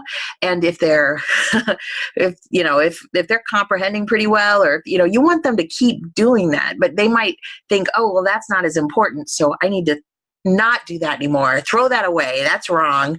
And focus on this other area. You want them to keep everything. So right now, naming what they're doing well, discussing how it's functioning, being able to see it in a lot of different contexts, reading and writing and talking and listening, and see the different ways that they use things is important. Now, you can do a lot in writing with more advanced readers. And for example, you could support the writing process. So if you're, thinking about brainstorming ideas, you could do bubble charts and, concept maps and things. You could draft something just like we did with the beginning and emergent readers, but it would probably be longer. You guys would be talking through the punctuation, the spellings and things like that, and looking for commonalities. You could also take a piece of their writing and do revision or editing to it, in terms of, does the flow work right? I mean, and again, look with a mind to how does this function in a book, and what kinds of things can you look for in books to help you, and then maybe publishing, but probably not. So that connection to reading is the key. That's going to be the objectives are going to be focused on how you can use it in reading. So you're going to support meaning, structure, and visual during the writing process. And it could be, again, that it's the student's meaning and the student's structure, but it could also be using, it could be homework for another class that you're helping them write, but using that as fodder for supporting reading as well. Again, the actual content is not important to me. It's how you use it. And if you can get the student buy-in, that's going to be the key. So if they're having trouble with homework and they would like to work on that, if they need help writing something, that's just fine to use. But then the objectives are going to be where you come in, where the learning comes in for us. You could talk about sticky note or note taking. And this is really useful in terms of getting meaning from text. So what do you take notes for? What are the big ideas? What are things that you want to keep? What are the trying to figure out how to take notes, what is important. You could use sticky notes, or you could take notes in notebooks or in margins, like I like to. Outlining and things like that. But the idea is to help the student know where to look for the important ideas. So often kids think, summaries are particularly hard because they don't know what's most important. They want to say everything's important, but you want to help them privilege the important stuff, and you can help them do that with note taking. And if you've ever done close reading work, you can put that in here too. Kind of rereading for certain things, looking for ideas and writing those down can be useful.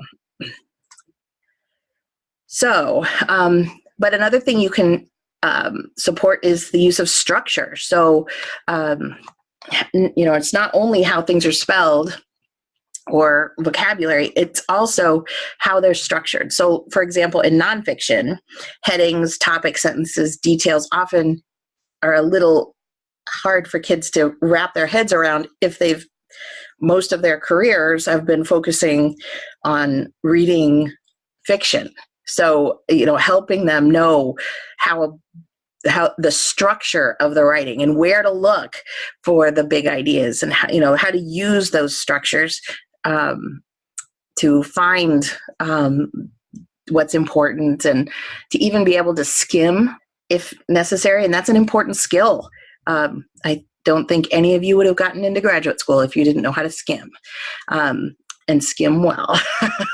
It's a very, very important tool that we don't really teach students a lot, but more advanced readers need to know that there are times and places, the way they read is going to change depending on the context. And comprehension, of course, comprehension. I think that's probably the most important piece for advanced readers. And I've included this, the comprehension strategies.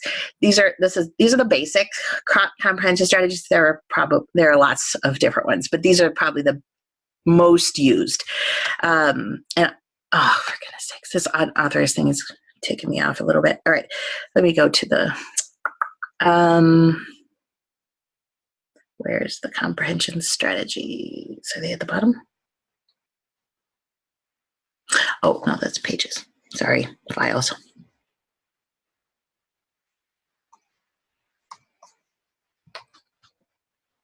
There it is. All right.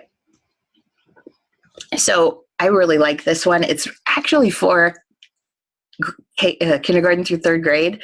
And that's unusual because there isn't a big focus for a lot of people on comprehension in those grades, but it's really important that those grades also learn to comprehend when they're learning to read, or they don't think it's important. So, but I like the way they talk about it because it's so accessible. So that's why I use it. So in this one,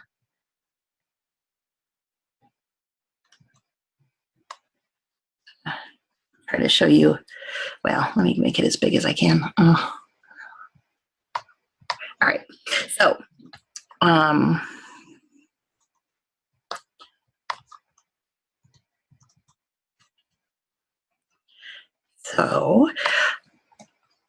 this one talks about the strategies are in this column, and the kind of definitions are over here.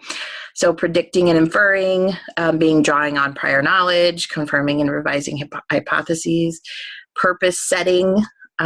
So knowing when to skim and when not to, formulating goals, taking appropriate stances, overviewing and reading selectively to meet goals, evaluating whether goals are achieved. Those kind of things are important.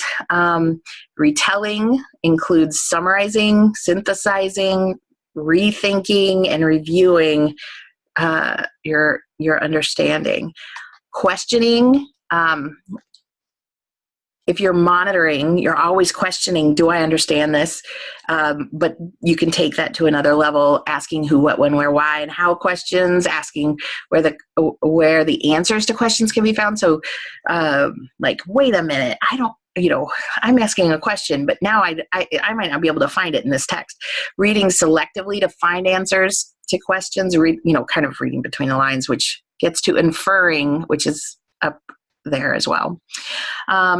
Monitoring is another comprehension strategy. Tracking comprehension, so keeping your ears tuned for that.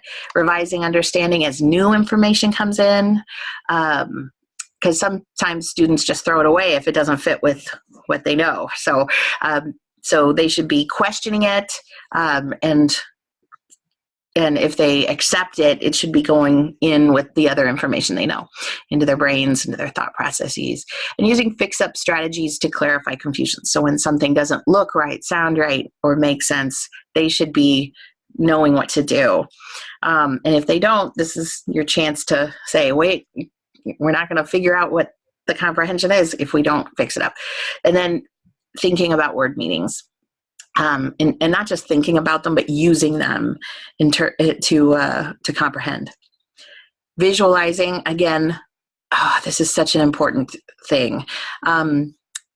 Mathematicians, scientists, most people who read and think about things are visualizing the concepts in their head in some way. They're seeing the actions of everything. So mentally representing book ideas using all in is important. So, even thinking, really just connecting with it in a sensorial way is important, even for higher level kids. It might not be drawing a pretty picture. It might be drawing the concepts, drawing a timeline, drawing an equation, or whatever it is, somehow representing what you've read. Connecting is also a comprehension strategy. So activating prior knowledge before, during, and after reading, making personal connections. And these are all things you could be writing about, right?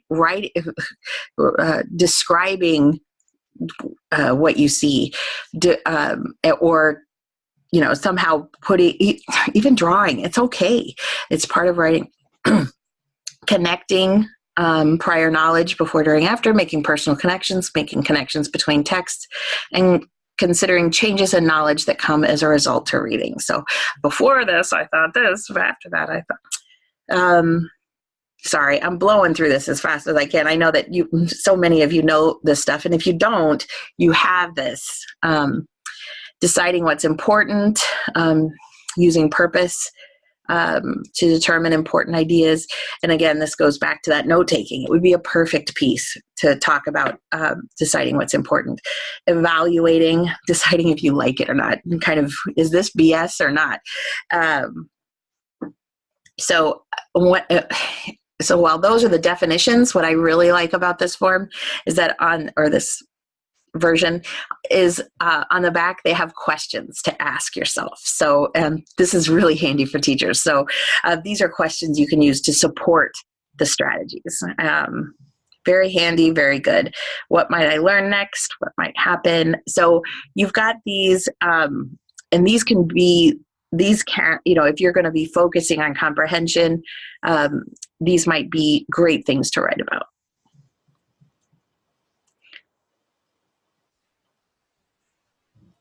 And they go through all of them. So you've got this in here. As soon as I can figure out how to get access to it without going the long way. All right.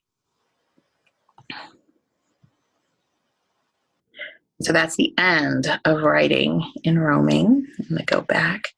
So what I'm hoping is that right now you're all kind of thinking, okay, I think I have a plan for my first lesson with my kid. Is that the case? As I ran through here. All right, I'm going to put you in a quick room with a couple other people so that you can mention it, so you can bounce the ideas off of each other and just make it real.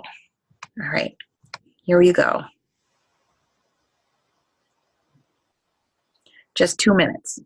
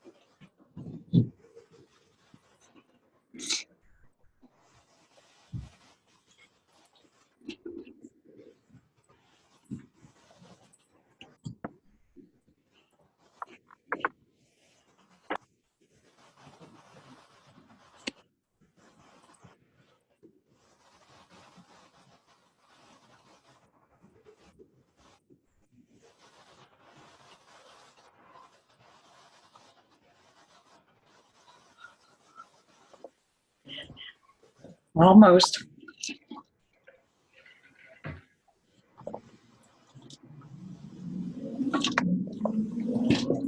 Welcome back, everybody. All right. Are there any questions?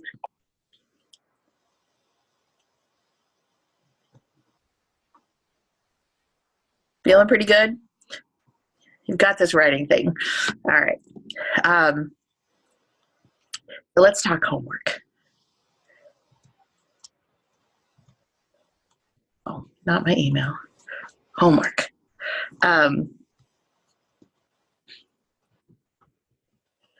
You're going to be reading two things.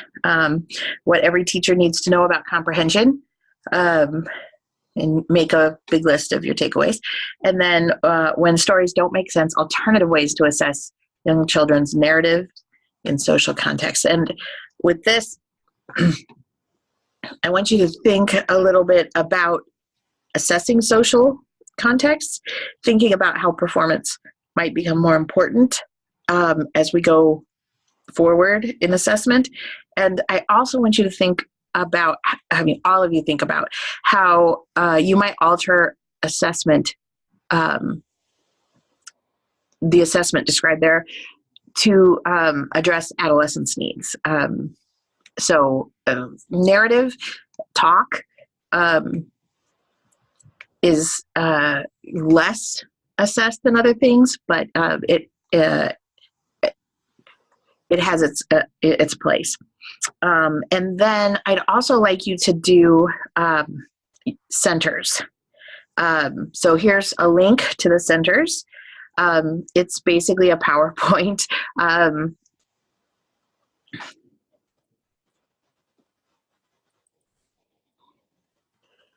what you're going to do is just go through the PowerPoint and learn the terms.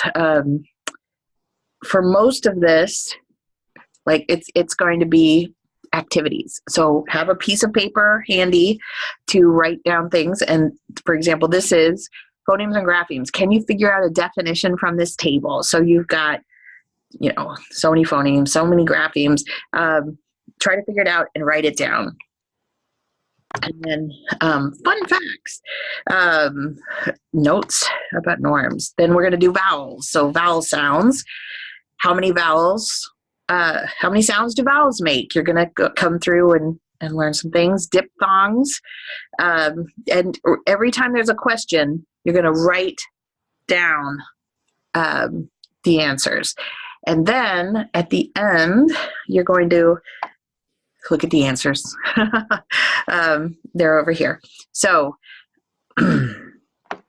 I just have a quick question. I clicked on both of the links, like the reading link and the answers, and both of them come up saying unauthorized. I know. That's making me crazy. I've got to call in to the Canvas folks trying to figure out what is going on. It's happening in both of my classes. So it's me. I've just got to figure out what I'm doing. And my first call in, the guy didn't know what to do. So he sent me on to the next level. So I'm going to be fixing it. I just stay tuned. And if I don't, I'll be sending it through email. Thanks, Erin.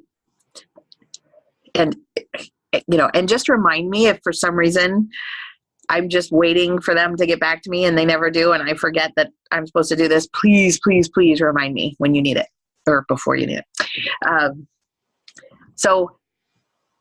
Okay. I wave like, okay, telling myself that it's time to go. But I apologize for so much sit and get today. That's brutal, especially in this kind of online environment. So next time, and we didn't get to the readings again. But we will. There's a wiggle room built in the end if we don't. So fear not. We will get there. Thank you all, and let me know if I can be handy. I'll be hanging out here, as always, to answer questions and help out any way I can. Have a great week.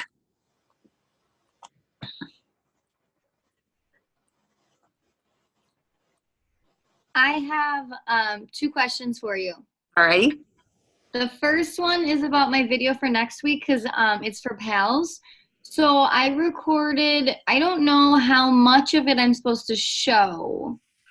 Up to 10 minutes. Up to 10 minutes. Okay, because I recorded like 3 different little pieces, so I guess I'll just choose. Yeah, that sounds great. Okay. And my other question was about a different class, so I'll wait until everyone else is done. Any other questions? I just have wanted to let you know that all of the papers for our paper tonight, like all of the work, I'm going to scan those in tomorrow morning at school, if that's okay. That is perfectly fine. All of a sudden I'm going through them tonight, and I'm like, I don't want to take pictures of all of these to send to you, so I'll hand in my paper tonight and then just send all of the additional stuff later. So Perfectly fine. okay, thanks. Won't be grading them before then for sure. So I figured, but you never know. not a problem. All right, good night. Good night. I just had a grade question Oh, yeah. about my grade because I'm looking at it, and then for the attendance part, it has me at a 75%. Oh, don't worry about that. I think everybody might be at that. I don't know. I was just futzing with those today, and I noticed there were some things that weren't coming out right. So I'm doing something with that too. I'm learning. This Canvas thing is kind of. Okay, I just wanted to double check. Yeah. Don't worry. Do not worry. Sounds good. Thank you. Sure.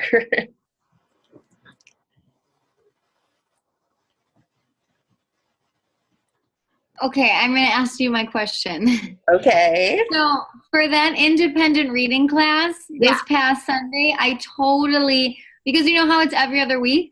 I was thinking, oh, I just did something last week, and I didn't. It was due this past week. So I didn't do that piece. I was reading the little like info thing about it. I can't even remember the question that I had. So as soon as I will, because it said something about read the standards and then choose. Oh, yeah. Something. Is this where you? Yeah. Here, I don't even remember. Here.